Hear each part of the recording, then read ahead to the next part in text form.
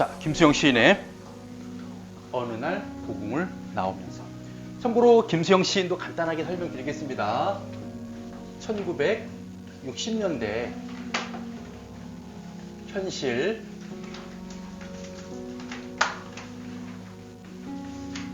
참여 시인으로.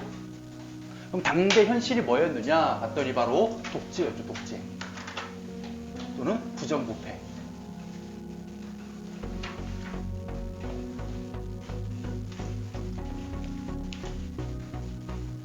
그래서 부정부패한 현실 속에서 민중이 겪고 있는 순환과 민중의 생명력을 노래한 풀이란 시도 썼고,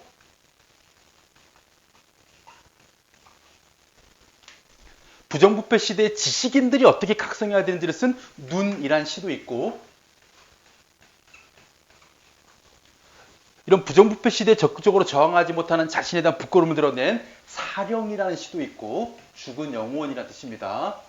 그리고 지금 우리가 배우게 될 어느 날 고궁을 나오면서. 참고로 여기는 고궁은요, 시인이 정말 고궁이에요. 우리 뭐 경복궁, 창경궁, 덕수궁 이런 궁이 있을 거 아닙니까? 거기를 둘러보고 나오면서 연상을 하기 시작한 거예요. 원래 고궁은 예전에 누가 있던 곳이었습니까? 왕이 있던 곳이었잖아요. 이걸 가지고 뭐 하기 시작한 거예요? 연상을 시작하는 거예요. 고궁을 어디로? 지금의 왕궁으로.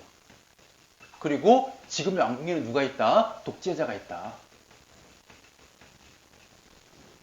그래서 이 왕은 독재자 아닙니다. 그러니까 옛날에 왕들이 있던 고궁을 통해서 지금 현실을 생각하는 거예요. 지금 이 권력의 산신 왕궁인 곳에 누가 있구나? 독재자가 있구나. 그런 현실이구나. 첫 번째 볼게요.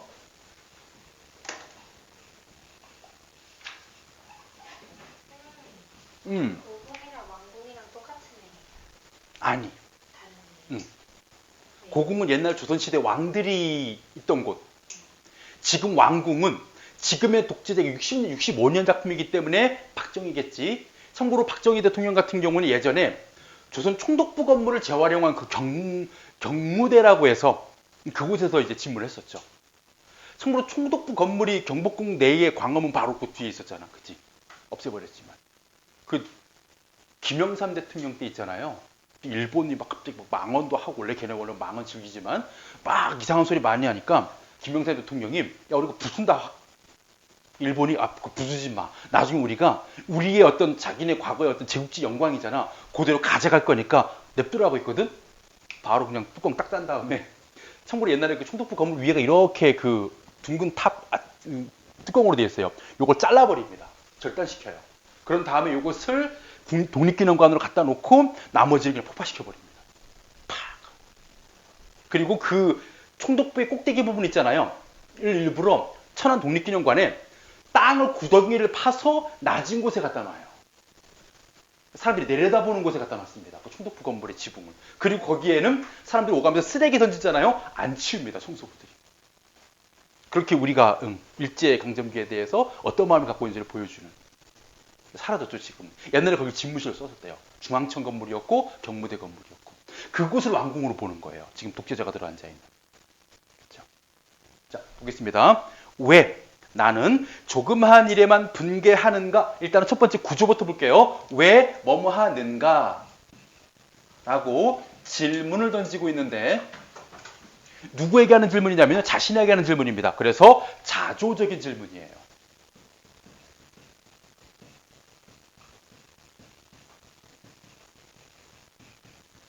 일종의 성찰을 이끌어내기 위해서 자신의 행동에 대한 자조적 질문. 난 왜 그랬을까? 왜 그러는가? 왜 나는, 자, 나라고 화자가 등장했습니다. 그럼 누구 이야기? 화자의 상황과 화자의 정서, 화자의 태도 이야기.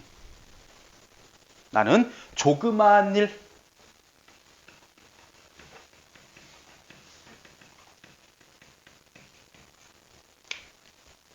자, 여기다가 메모쳐 보세요. 조그마한 일.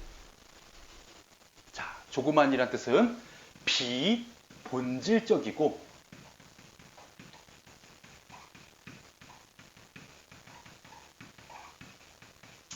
사소한 일을 의미하는 조그마한 일. 그런 거 있잖아. 굳이 집착할 필요가 없는데 집착을 하고 굳이 화낼 필요가 없는데 화낼 일들이 있잖아요. 그럼 계속 화내고 있으면 우리 서장훈 같은 형님이 이렇게 얘기하잖아. 그게 무슨 의미가 있니? 그걸 따지는 게. 우리가 그렇게 신경 쓰고 분개할 일이 아니잖아. 정말 사소한 일이잖아. 라고 평가하는 일에만 분개하는 자신의 모습을 반성하고 있는 거예요. 왜 난 이렇게 사소한 일, 비본질적인 일에만 분개하는가? 라고 질문 던집니다. 그래서 저 왕궁 여기다가 세몰 치고요. 이 왕궁이죠. 이때 왕궁은 권력의 산실,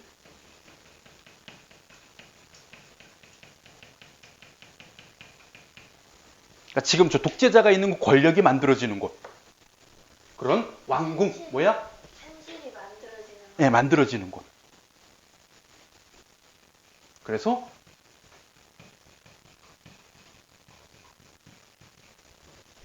본질적이고 중요한 일.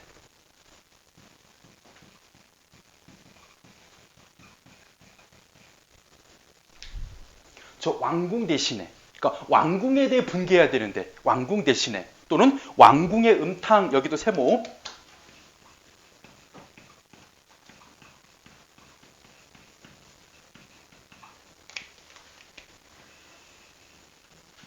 저 왕궁에 있는 권력자들이 음탕해요. 음탕하다고 표현한 것은 부정하고 부도덕성을 얘기하는 겁니다. 그래서 여기서는 권력자들의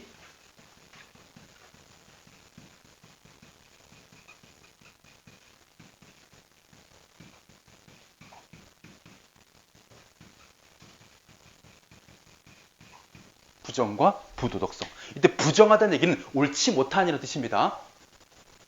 부정하다, 긍정하지 않다의 부정이 아니라 옳지 않은 쪽은 혹은 도덕적이지 않은. 그래서 이것도 마찬가지 뭐야? 본질적이고 내가 분개해야 할 중요한 일.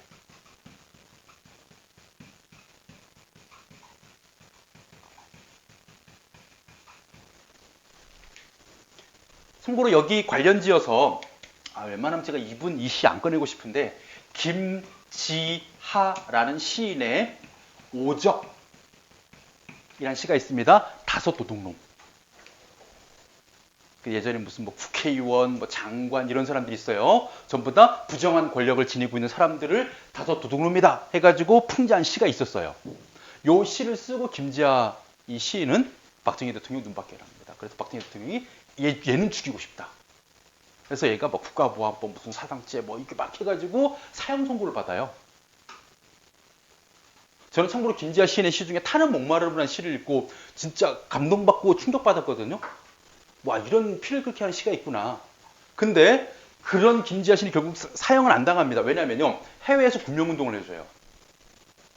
한국의 대표적인 그런 시인을 죽이는 건 말이 안 된다. 국제 권력으로. 그래서 해외에서 군명운동을 하고 살아납니다. 그래서 지금도 살아 계세요. 중요한 건 뭐냐면요, 지난 제 기억으로 2012년으로 기억하는데 대선 때 이 시인이 세상에 나옵니다. 누군가를 지지 선언한다고 세상에 나온 거예요. 누구였는 줄 아세요? 박근혜 지지 선언한 거예요. 문재인이 아니에요. 깜짝 놀랐어요. 지금 잘못 기사가 난 거 아니야? 했는데 그 인터뷰 내용을 들어보니까요, 맞아요. 그러니까 자기를 죽이려고 했던 그 사람의 딸을 지지하는 겁니다.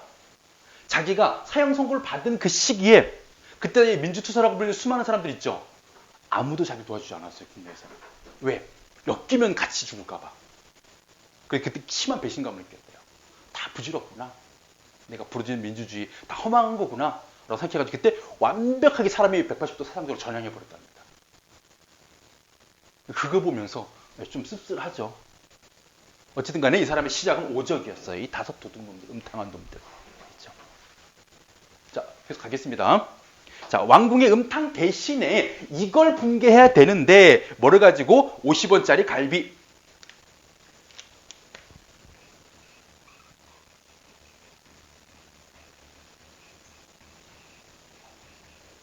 자, 여기 네모 칠까요? 왜 동그라미 치지 않냐면요, 여기서 좋은 게 없습니다. 그냥 본질, 비본질일 뿐이에요. 그래서 50원짜리 갈비, 비본질적이고 사소한 일.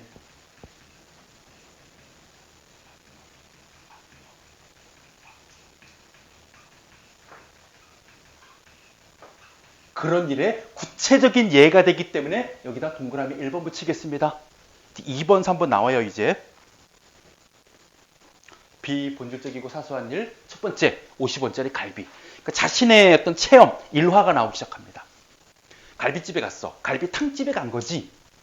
우리 여기 표현이 가리봉가 갈비탕 맛있더라. 어쨌든 간에.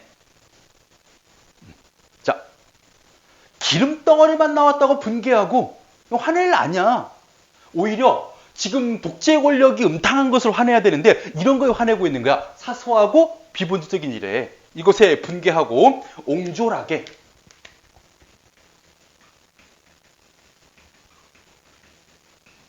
자신의 행위에 대한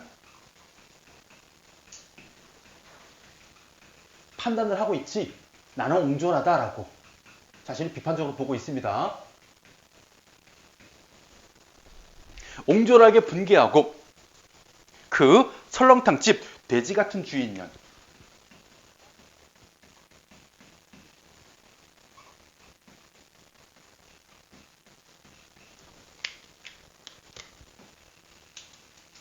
자, 비속어가 사용됐습니다. 일부러 비속어 쓴 거예요. 난 이렇게 속된 말을 하는 속된 놈이야. 난 이렇게 형편없는 놈이야를 보여주기 위해서 일부러 비속어 사용합니다. 자신의 속된 모습을 드러내기 위해.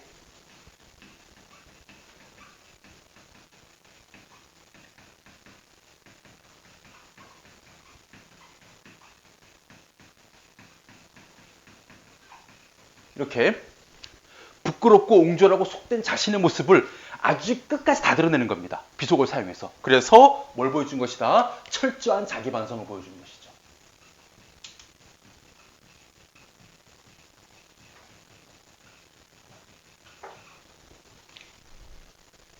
그러니까 자기한테 얘기했겠지.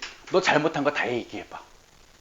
네가 아쉬운 거 다 얘기해봐. 네가 옹졸한 거 다 얘기해봐. 나는 이렇게 행동도 옹졸하고 말도 옹졸하고 다 옹졸해. 완벽하게 자신의 모든 부끄러운 걸 다 얘기합니다. 아시겠죠? 비속어를 통해서 자신의 속된 모습을 드러냅니다. 옹졸하게 욕을 하고 여기까지입니다. 첫 번째 연, 조그마한 일에 분개하는 나.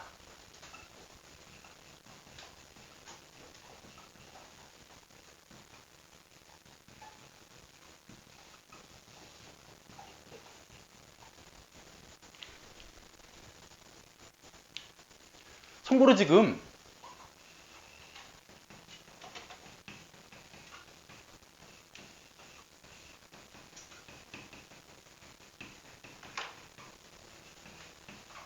본질적인 것과 비본질적인 것을 대조시키고 있습니다. 그리고 중요한 건 뭐냐면 본질적인 것에 분개를 해야 돼요. 비본질적인 것에는 분개할 필요가 없습니다. 왜 그러냐면요. 지식인이잖아요. 지성인이잖아요. 이 사람들은 지금 나 그냥 배부르고 나 그냥 나 혼자 행복하고 살면 끝이야라는 사람이 아니거든. 배운 사람이거든. 지금 시대가 어떤 사람인지를 깨닫고 책임을 지는 사람이거든. 마치 난장이가 쏘아올린 공에 지섭이 같은 존재거든. 노동자들의 현실이라든가 그런 빈민의 현실에 대해서 같이 행동하고 참여해야 될 그런 일종의 책임감 있는 사람이거든. 그럼 난 뭐 해야 돼? 여기에 분개해야 돼. 여기 분개하면 안 되고. 근데 화자는 거꾸로 어떻게 하고 있어? 이것에 분개하고 있고 이것에 분개하지 않는 정말 비겁한. 그러니까 하라는 거 안 하고 하지 말라는 거 하고 있는 정말 비겁하고 부끄러운 자아죠. 지성인으로서의 책임을 다하지 못하는 부끄러운 자. 그러면 이런 자를 우리가 뭐라고 표현할 수 있어? 소시민적인 자라고 할 수 있죠. 이 표현을 많이들 쓰시더라고요. 그러니까 사회 현실을 살아가는 사람 중에 아무리 뭐 정치가 어떻고 경제가 어떻고 사회가 어떻고 문화가 어떻고 문제가 발생하더라도 그게 나랑 뭔 상관이야. 난 나만 그냥 잘 먹고 잘 살면 돼. 이런 사람을 소시민적 삶 이렇게 부릅니다.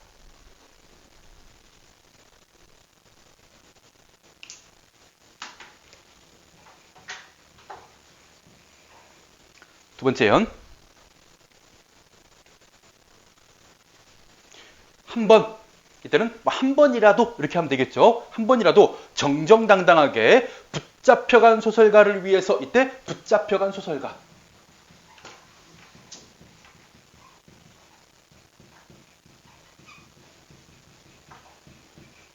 누구예요? 많겠죠.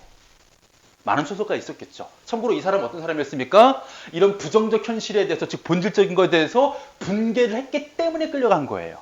겠죠. 그래서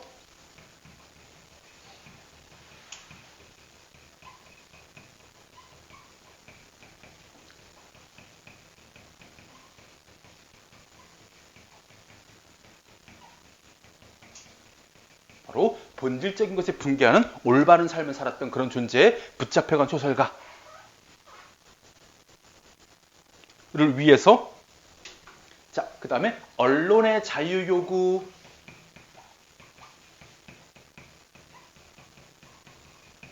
여기 세모 치시고요.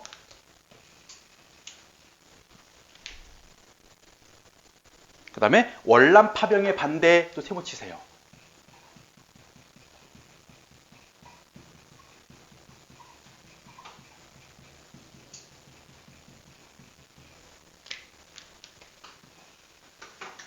자, 모두 어떤 것이었습니까? 내가 지금 분개해야 될 본질적인 것들입니다. 본질적이고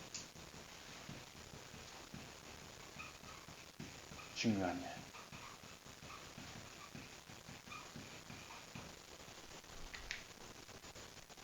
그리고 언론의 자유를 요구했다는 얘기는 당시 권력이 뭐 했습니까? 언론을 통제하고 억압했다는 얘기죠.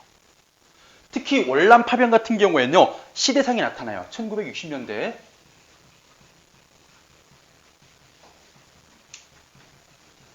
베트남 전쟁. 예, 한국군을 뭐 하겠다? 파병하겠다.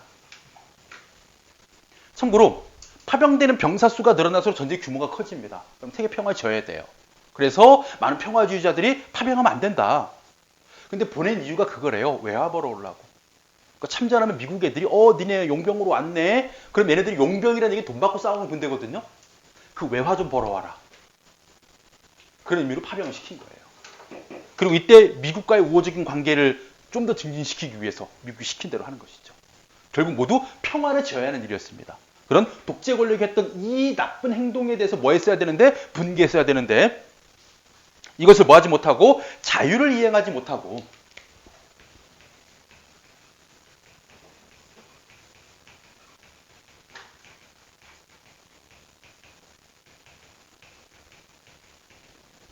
즉 자신이 생각을 행동으로 옮기지 못하고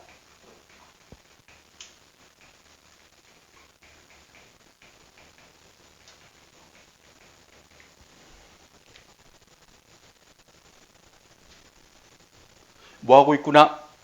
20원을 받으러 3번씩 4번씩 찾아오는 야경꾼들만 징후하고 있지 않은가? 야경꾼 네모치시고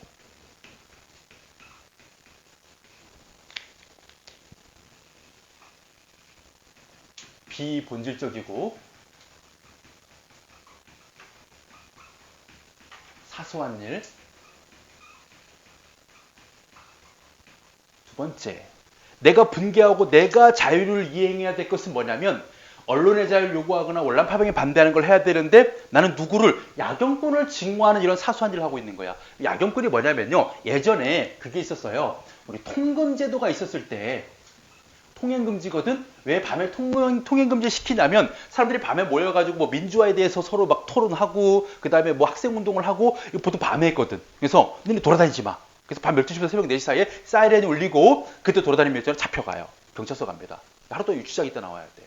그때 그거를 돌아다니는 사람들이 야경꾼들이었어요. 그래서 통금제도 시기에 뭐 하냐면 참고로 이 김수영 같은 시인들은 모여가지고 민주주의에 대해서 얘기했겠지. 오겠지 야경꾼이. 모여 계시면 안 됩니다. 갑시다.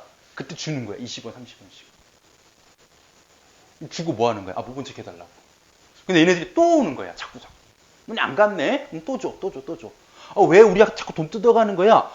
화낼 필요가 없는 사람한테 화내고 사소한 일에 화를 내고 있고 이것은 화를 내지 못하고 있는 거겠죠. 그래서 여기서 뭐 하고 있는 겁니까? 이 통금제도에서 뭐 하는 것? 자신들에게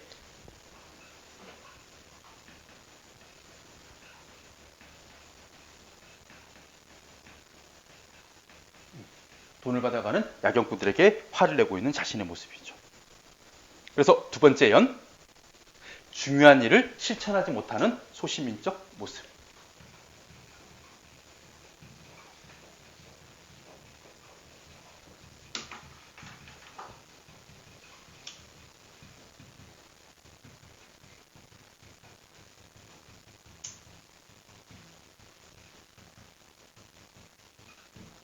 그리고 이연에서 1960년대 시대상들이 군데군데 나타나죠. 특히 올란파병이라든가 야경꾼 이런 용어가 60년대를 알 수 있는 소재들입니다. 자, 3년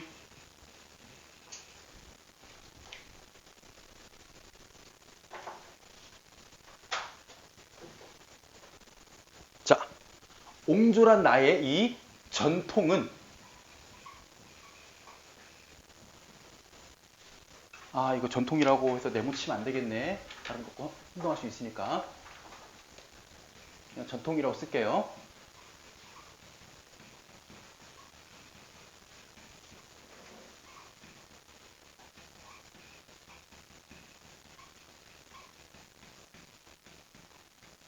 자신의 이 옹졸한 삶의 내력이에요. 근데 옹졸한 삶 자체가 좋은 게 아니거든. 그럼 전통이라고 표현했어. 뭐야? 반어적 표현이 됩니다. 이 내력을 전통이라고 표현한 반어적 표현.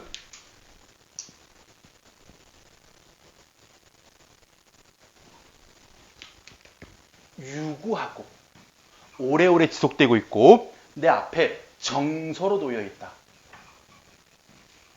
이 두 가지 표현. 내 옹졸한 삶은 유구하다, 오래 지속됐다, 정서로 놓여 있다. 바로 옹졸한 삶이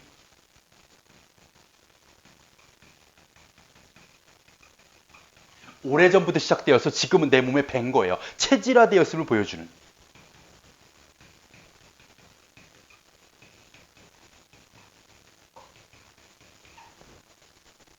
그리고 그런 옹졸한 삶은 무기력한 삶이 쭉 지속되고 있음을 보여주는 유구, 오래되었고 정서라는 말은요. 이렇게 보시면 됩니다. 우리가 뭐 시에서 여러 가지 감정들이 있어. 떠나는 님에 대한 뭐 원망도 하고 혹은 님이 돌아오지 않을까봐 그래 불안도 하고 다시 돌아왔으면 좋겠다는 소망도 있고 이런 감정들이 모여서 하나의 정서, 이별의 정한 여러 가지 감정들을 묶을 수 있는 가장 큰 인간의 심리를 정서라고 표현합니다. 무슨 얘기냐면 순간순간 느껴지는 감정이 아니라 오래도록 지속되는 나의 대표적인 나의 어떤 심리 상태를 얘기하는 정서예요. 그러면 나의 가장 대표적인 심리는 뭐다? 바로 옹졸함이다. 나는 오래도록 옹졸했고 나는 옹졸한 사람이야를 강조하고 있는 것이죠.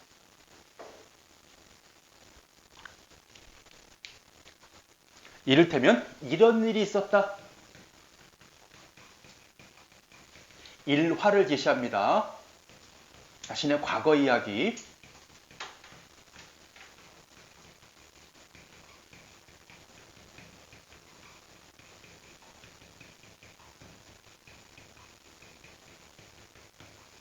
바로 자기가 옹졸한 삶을 살게 된 그 내력에 담겨있는 과거의 일화가 나와요.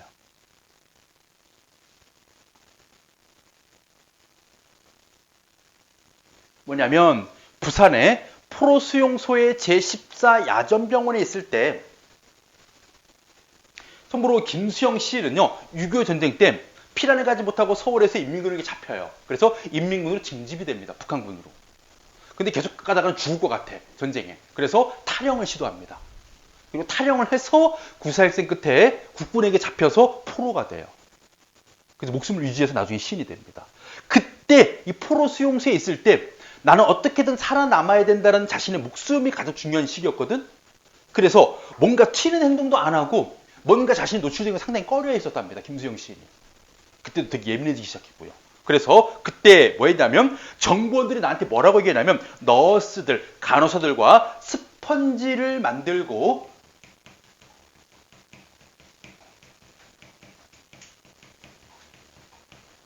거즈를 개키고 있는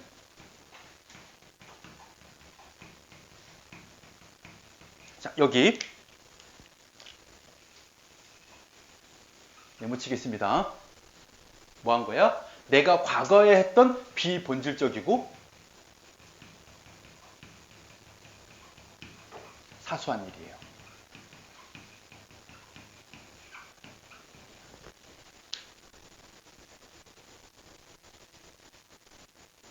그러니까 남자라면, 지식인이라면 정보는 이런 얘기합니다. 너 포로 경찰이 돼야지. 포로들을 통제할 수 있는 그런 지식인이 돼야지. 뭐 여자들하고 지금 이런 거 하고 있어라고 그 사람들이 핀잔을 들은 적이 있었거든요. 근데 나는 이걸 하고 있는 게 뭐 한 거야? 최대한 나를 노출하지 않고 여기서 목숨을 부지하는 방법이었거든요. 이렇게 사소한 일을 하고 있었던 그때부터 남자가 뭐 이런 일을 하고 있냐고 놀린 일이 있었다? 너스들 옆에서. 이게 바로 일화, 이런 일입니다. 그러면 이 일화는 결국 뭘 보여주는 거냐면 마지막 너스들 옆에서까지입니다. 옹졸한 태도가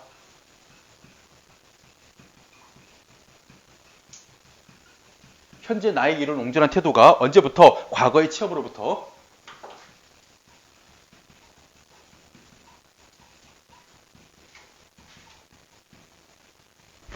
지속된 것임을 밝히기 위함이라.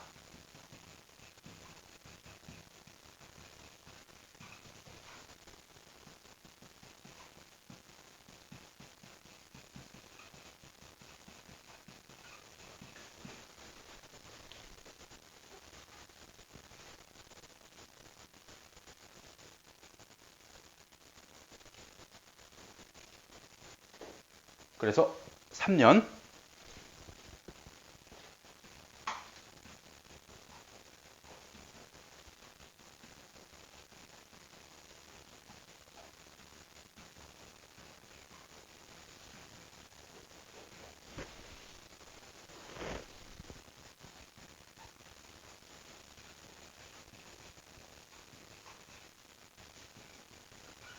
포로소송 시절부터 몸에 밴 나의 옹졸한 삶.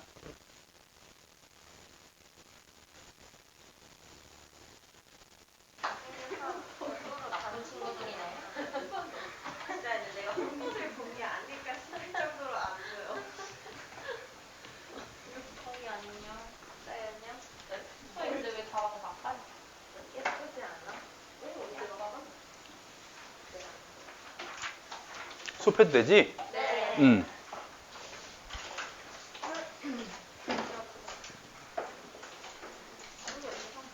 자, 오늘 사연부터 볼 건데 지난번에 1, 2, 3년 핵심적인 내용은 나는 본질적이고 중요한 일에 분개하지 못하고 비본질적이고 사소한 일에 분개하는 그런 존재입니다. 그런 나를 옹졸하다라고 스스로 자기를 자조적으로 비판하고 있고 나의 그런 옹졸함은 예전에 이 부산의 포로 수용소 때부터 지금까지 쭉 지속되어 왔던 나의 옹졸함이다. 이게 3년까지 내용이에요. 자, 사연 들어가겠습니다.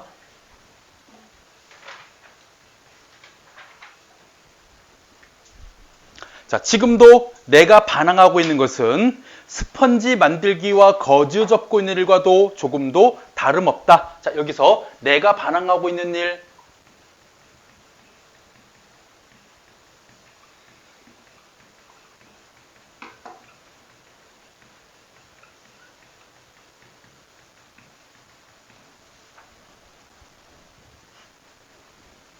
비본질적이고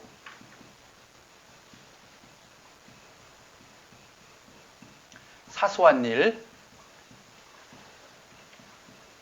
근데 내가 반항하고 있는 일은요, 지금 내가 반항하는 현재의 비본질적이고 사소한 일이라면 다를 바 없는 과거의 일은 뭐냐면 스펀지 만들기, 거즈 접는 일.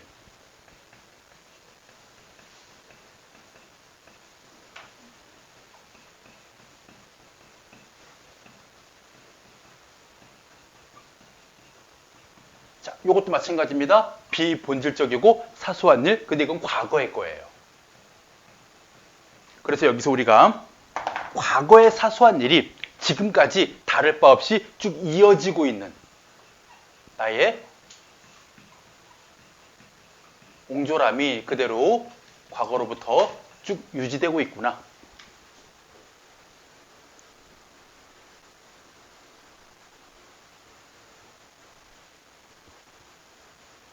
자, 이렇게 두 줄 이렇게 내용 하나 자르고 그 다음 세 번째, 네 번째, 다섯 번째 줄 보세요. 개의 울음소리를 듣고 이때 개의 울음소리나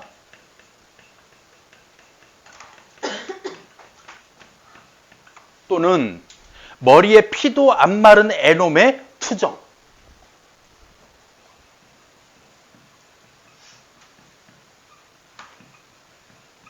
자, 이런 것들에 뭐 한다고 표현했냐면 진다라고 표현했습니다. 진다. 나는 개의 울음소리를 듣고 그 비명해지고, 솔직히 개가 짖고 막 사람한테 막 으르렁거리는 거 있잖아요. 크게 두려워할 게 아닌데 그 비명에 치고, 머리에 피도 안 마른 어린 애가 투정을 부린다고 그것에 치는 것. 여기서 앞에 개의 울음소리나 애놈의 투정은 전부 다 사소한 일상을 의미하는 말. 나에게 크게 힘들거나 하지 않은 사소한 일상인데, 그런 사소한 일상에서도 모조리 지고 마는 바로 무기력한 화자의 모습을 진다라고 표현했습니다.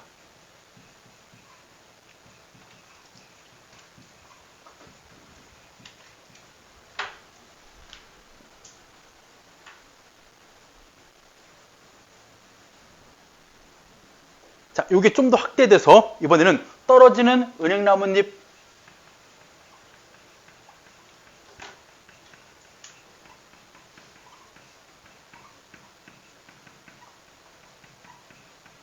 자, 이것도 마찬가지 앞에 있는 개의 울음소리나 애놈의 투정처럼요, 사소한 일상이자 나에게 큰 고통을 주지 않는 그런 상황이거든. 그런데 이런 상황을 뭐로 인식하는 거야? 바로 내가 밟고 가는 가시밭이라고 표현합니다. 가시밭. 이렇게 표현하죠. 그러면 나는 뭐 하고 있는 거야? 사소한 일상, 고통스럽지 않은 일상도 어떻게 여기고 있다? 고통스럽게 생각한다. 그래서 여기를 이렇게 묶어보자, 얘들아. 개의 울음소리부터 내가 밟고 가는 가시밭까지 묶어보자. 3, 4, 5행을.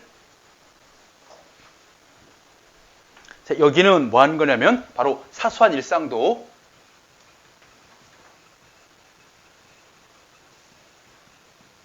견디기 어려운 고통으로 인식하고 있는 어떤 모습? 무기력하기도 하고 또는 왜소한 화자를 강조하는 표현입니다.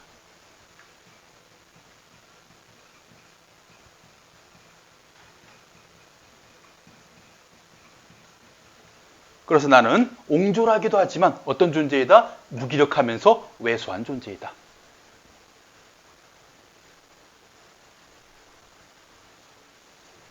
그래서 네 번째 연, 자기인식이 나옵니다. 어떤 존재? 무기력하고 왜소한 자신에 대한 인식.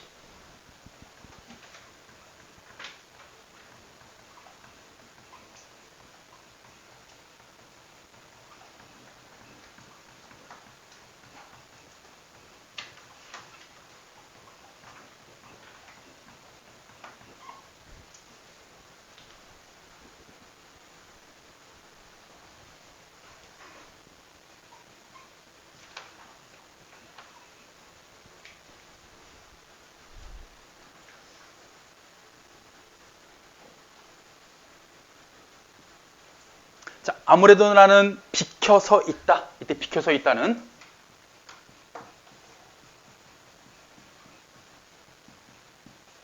그 중심에 있지 못하고 중앙에 있지 못하고 옆으로 비켜서 있는 모습이에요. 그러면 비켜서 있다는 불의에 대응하지 못하는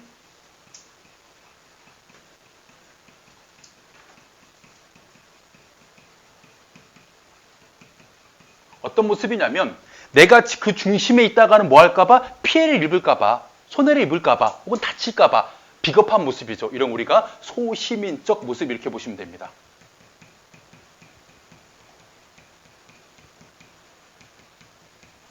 불의에 대응하지 못하는 소시민적인 모습이 나타나고,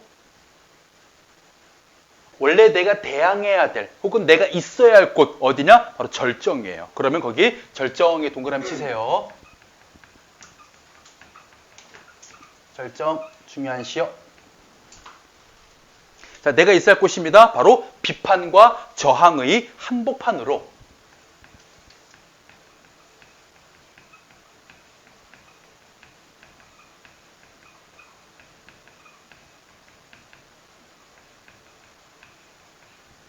누구는 화자는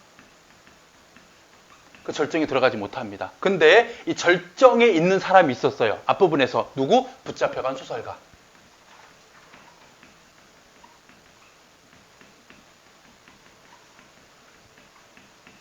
이 사람은 비판과 저항의 한복판에서 독재 정권을 부정부패를 비판하다가 잡혀간 것이었거든요. 그래서 여기서 뭐가 나타나는 겁니까? 화자와 그 소설가의 대비가 나타납니다. 그래서 본질적인 것에 분개해서 절정에 있었던 소설가와 비본질적인 것에 분개하면서 절정에서 비켜서 있는 화자의 모습을 대조를 통해서 자신의 옹졸함과 비겁함을 강조하고, 참고로 우리가 절정이라는 시어가 나오니까 하나 가볍게, 정말 가볍게 이육사의 절정과 여기 지금 김수영의 이 시에서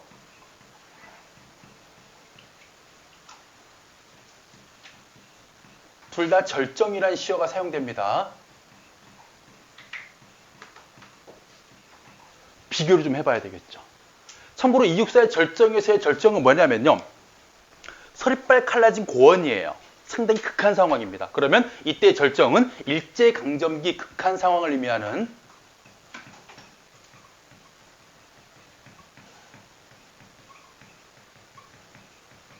내가 이겨내야 할, 내가 극복해내야 할 부정적 상황이에요. 그러면 이때의 절정은 부정적 의미로 사용됐다면 극복해야 될 상황, 극한의 상황. 들어가면 안 되겠지. 빠져나와야 되는 상황이에요. 근데 지금 여기서는 어떤 상황입니까? 그 절정에서 비켜 서 있는 내 모습이 지금 잘못된 거지 내가 들어가야 할 곳이에요. 그러면 여기서는 뭐야? 비판과 저항의 한복판으로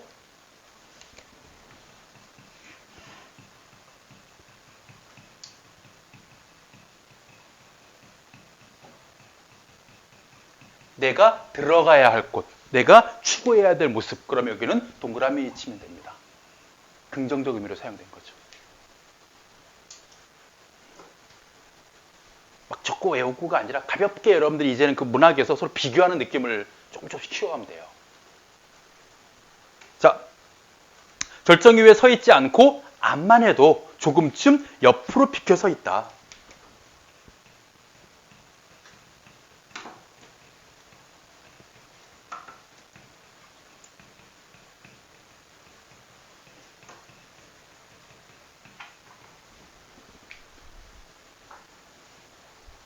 여기를요, 그냥 절정의 삶에서 벗어나 있다 이렇게 표현하기도 하지만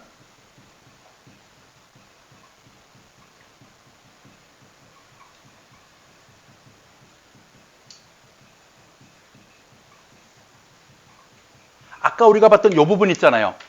비켜서 있다. 요 시행과 요 식구와 여기 있는 조금쯤 비켜서 있다. 요거로 좀 연결져서 보게 되면 절정 위에는 서 있지 않고를 빼고 나는 비켜서 있다. 조금쯤 옆으로 비켜서 있다. 두 개를 비교해 보면 요거는 또 뭐로 볼 수 있습니까? 지금 식구가 점층적으로 확장된 거예요.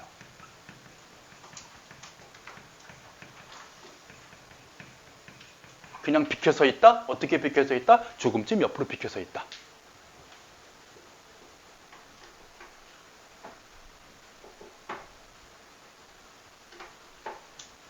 그래서 이런 모습이 어떤 모습이라고? 소시민적인 삶의 모습이라고.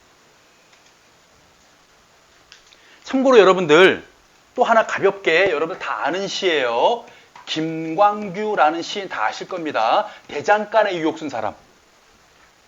그 플라스틱 물건 만들고 그 털보낸 대장간에 가서 뭔가 이제 그 가치 있는 물건 쇠붙이가 되고 싶다 이런 표현 썼던 그 시인 있잖아요. 이 사람의 시 중에 희미한 옛사랑의 그림자라는 시가 있거든요.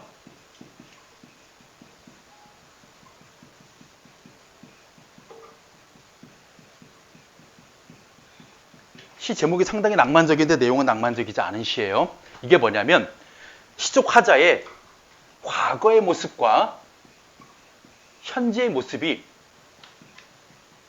달라요. 과거가 언제냐면 대학 다니던 시절 이 사람들은요. 뜨겁게 국가에 대해서 정치에 대해서 민주주의에 대해서 열변을 토하던 즉 현실에 저항하던 과거의 모습과 달리 이 작품의 시간적 배경, 공간적 배경이 어디냐면 몇십 년이 흘러서 중년이 된 선생님 같은 나이가 된 이 대학 때 친구들이 동창회 다시 만납니다. 근데 예전 같은 대화를 나누지 않아요. 월급이 얼마냐? 애들은 얼마나 컸냐? 이런 현실적인 대화를 나누면서 현실에 순응하는 삶을 살고 있는 지금의 모습과 과거의 모습이 대조를 이루어서 이때는 어떤 삶? 절정의 그치? 우리 시와 연결지어 보면 절정의 삶을 살고 있었다면 지금 어떤 삶을 살고 있는 거예요? 소시민적인 삶을 살고 있는 모습.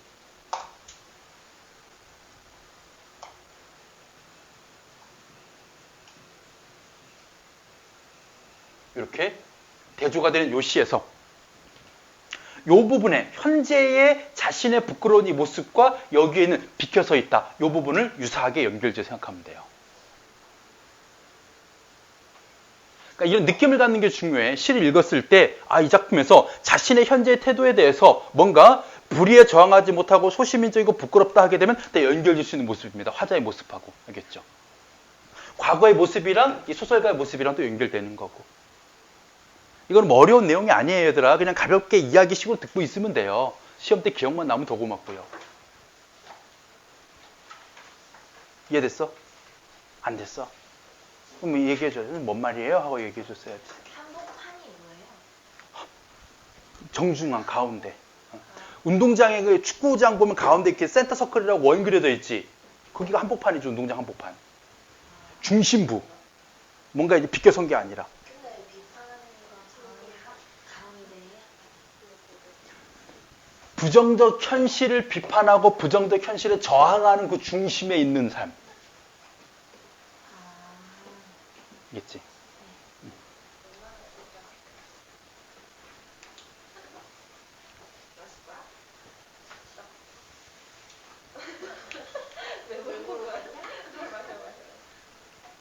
자,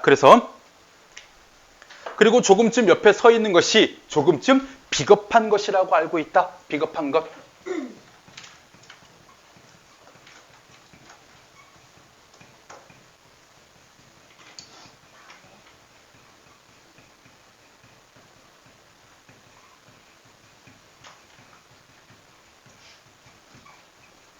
자신의 행위에 대한 판단 두 번째입니다. 첫 번째는 뭐였냐면 옹졸함이었어요. 나는 옹졸하게. 앞부분에서 우리 옹졸하게가 있었거든요. 옹졸하게 분개하고 옹졸하게 욕을 하고 첫 번째 자신에 대한 행위 판단이었다면요. 자조적인 판단이었다면 이게 두 번째입니다. 나는 어떤 존재이다? 비겁한 존재이다.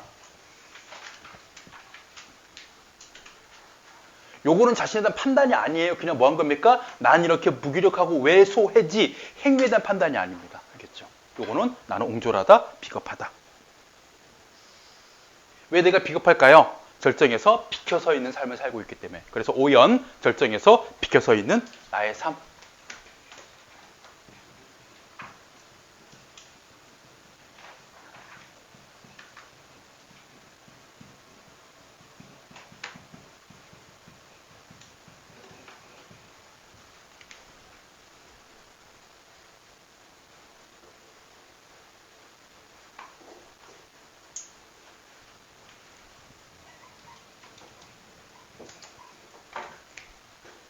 지금 이 강의를 지난번 그 찍었던 강의랑 이어붙일 거거든? 두 개로 나누는 게 아니고. 무슨 얘기 할지 모르겠는데, 그때랑 그래서 일부러 옷도 똑같이 입고 왔어요. 원래 오늘 이 옷을 입을 타이밍이 아니거든? 이 옷이었어요. 나중에 수업을 보면 알아요. 일부러 똑같이 입고 왔습니다. 옷 별로 몇 개 없는데, 일부러 맞추고 입고 왔어. 부랴부랴 막 건조기 돌려가지고.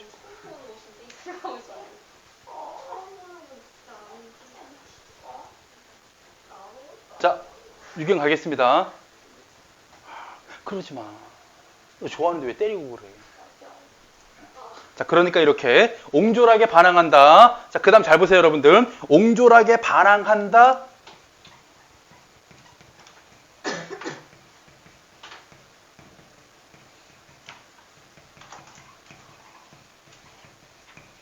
이발쟁이에게. 맞죠? 자, 여기 잘 봐봐. 원래 지금 반항한다 얘가 서술어잖아. 옹졸하게가 부사어. 얘도 부사어예요. 근데 얘는 필수 부사어겠지. 이거 얘기하고 싶은 게 아니라 원래 부사어는 서술어 앞에 와야 되잖아요. 이발쟁이에게 옹졸하게 반항한다 이렇게 돼야 되잖아. 뒤에 왔어. 이거 얘기하려고 도치법.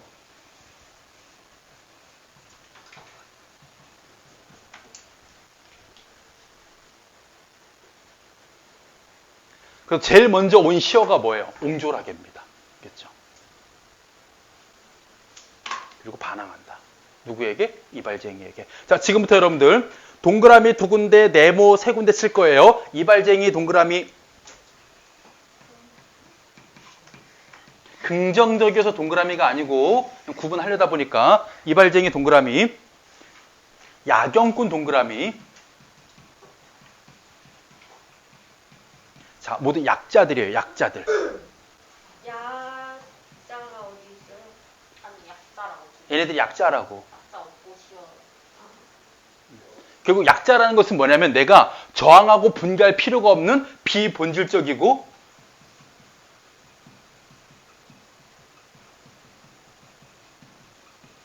사소한 존재들, 저항할 필요 없고 분개할 필요 없는 그런 존재들이라면 이런 사람들이 지금 반항하고 있지? 자, 그 다음 네모칠게요. 땅 주인,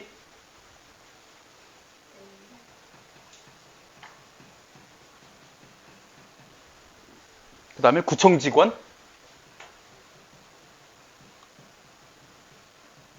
그리고 동회 직원.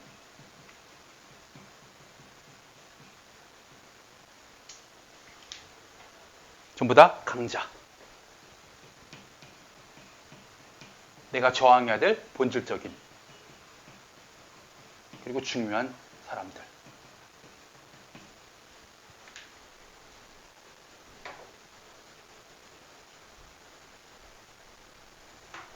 참고로 이 사람들이 왜 그럴까 봤더니 난소공이랑 또 연결되는 지점이 있더라고. 땅 주인 어떤 사람들이에요? 부자. 부자, 가진 자들이죠. 그죠? 그리고 이 사람들 누구하고 연결될까요? 쇠망치를 든 사람들. 그지? 그러니까 어떤 권력의 하수인이자 혹은 가진 자들을 위한 법을 집행하는 사람들. 쉽게 말하면 약자의 편에 서지 않는 사람들. 이런 사람들에게 저항해야 되는데 그냥 이발쟁이에게, 야경꾼에게 저항하고 있는 자신의 모습.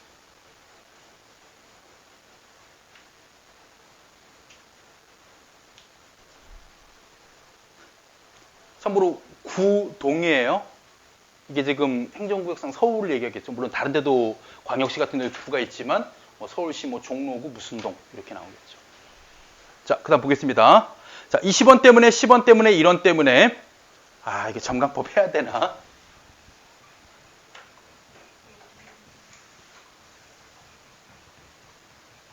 (20원) 때문에 10원 때문에 1원 때문에 점점 크기가 작아지고 있기 때문에 액수에 줄어드는 것 점강법 혹시 몰라서 써두세요. 이거 얘기하고 싶은 건 아닌데 중요한 건 이겁니다. 바로 뭐냐면 우습지 않으냐 1원 때문에예요.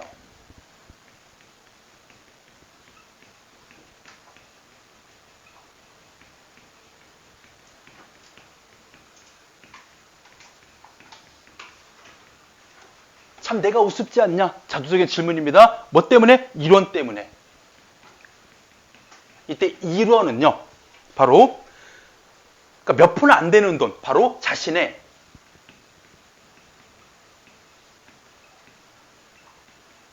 행위의 사소함을 강조하기 위해서 고작 1원 때문에 몇 푼 안 되는 돈 때문에 내가 뭐하고 있구나? 분개하고 있구나.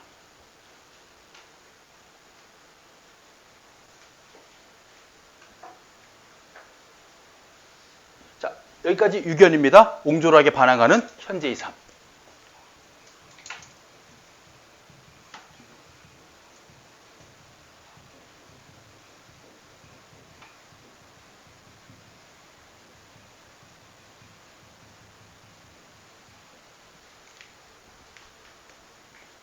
자, 그리고 마지막 7년.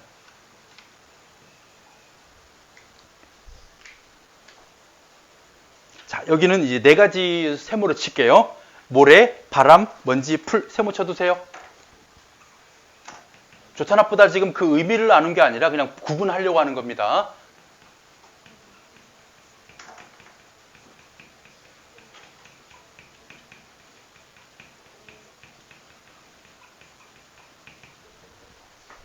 모래, 바람, 먼지, 풀. 일단 표현법으로 모래, 야, 바람, 아, 먼지, 야 이렇게 부르고 있죠. 그래서 일단은 이름을 부른다. 도노법 하나.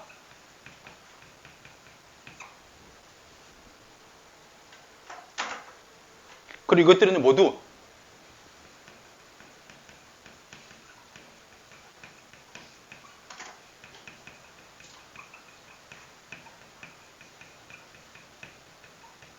미비한 자연물, 아주 작은 것들이거든요. 그런 것들과 화자를 자신을 비교합니다. 비교의 방법으로 모래처럼 작은 것들에게, 먼지처럼 작은 것들에게 나는 얼만큼 작으냐라고 물어봤다는 얘기는 그만큼 나는 이것들보다 더 작고 하찮은 존재이다. 바로 극단적인 자기 비하의 표현이에요.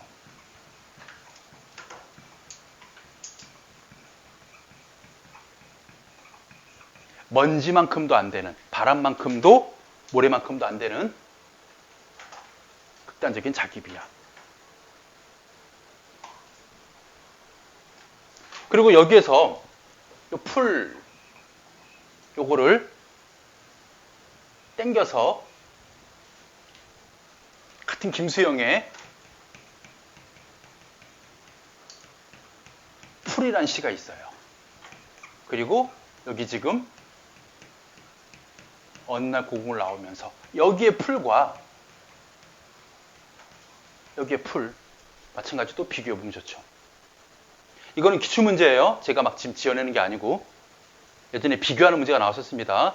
이거는 학교 시험이 아니라 제가 알기로는 굵직한 시험에 나왔었어요. 모평 같은 데 나왔습니다. 이때의 풀은 뭐냐면요. 바로 민중의 생명력, 저력을 상징하는 풀이라면 이때의 풀은 작고 하찮은 존재.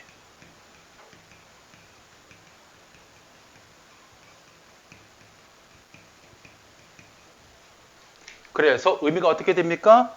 이거는 긍정적인 의미, 여기는 좀 부정적인 의미.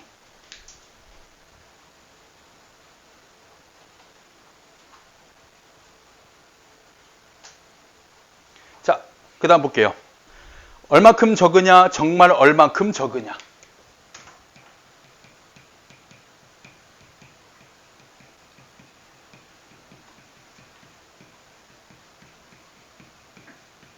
문법적으로 좀 아쉽죠. 적다의 반대말은 많다거든. 나는 지금 얘네들하고 뭘 비교한 거냐면 크기를 비교한 거거든. 그럼 원래 뭐라고 해야 됩니까? 작으냐라고 물어봐야 돼요. 참고로만 작으냐라고 적어두시고 뒤에 말줄임표가 사용됩니다. 요거 중요합니다. 말줄임표.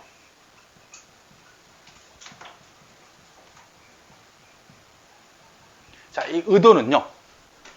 내가 지금 자기 반성을 하고 있거든요. 자기 수를 비판하고 있습니다. 이것을 뭐 하겠다? 말없음표, 말줄임표 계속 지속하겠다는 뜻이랍니다. 그래서 반성과 자기 반성과 이 자조의식이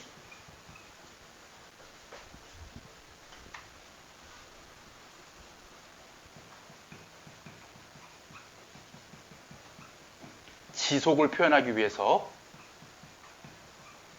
앞으로도 계속 나를 반성하겠다라는 의도로 말줄임표를 사용했다고 합니다.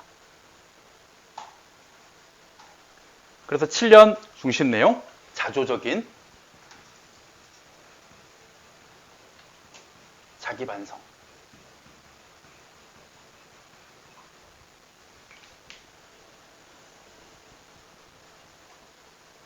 자, 이제 밑에 조금 여백이 남아 있으면요. 거기다가 이 작품 전체 주제랑 간단한 두 가지 특징만 좀 적어 놓을게요.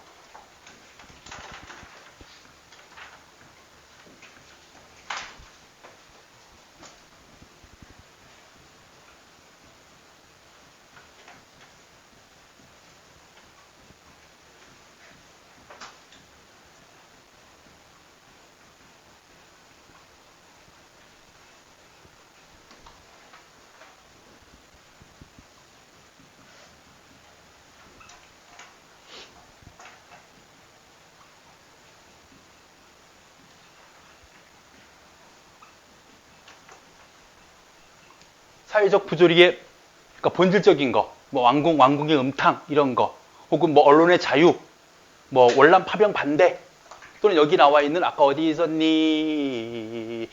땅 주인, 구청 직원, 동네 직원 이런 것에 저항하지 못하는 비본질적인 것에 저항하고 있는 소시민적인 자기 삶에 대한 반성 주제 꼭 기억하시고 특징을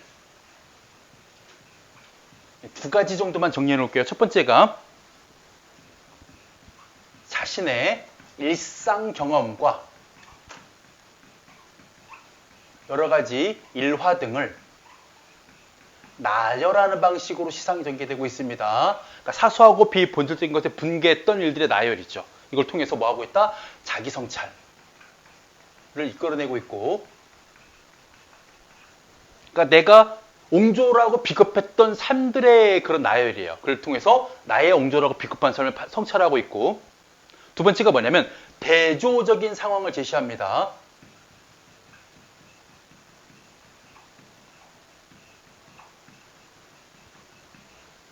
바로 본질적인 것과 비본질적인 것, 중요한 것과 사소한 것이란 대조적인 상황을 통해서 뭐하고 있는 것? 바로 옹졸한 자신의 모습을 형성하는 것.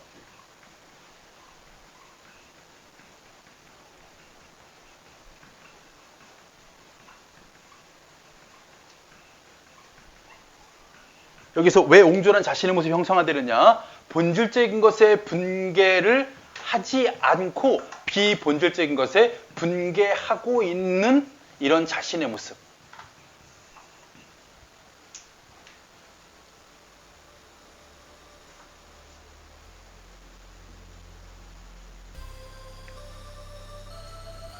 됐지요?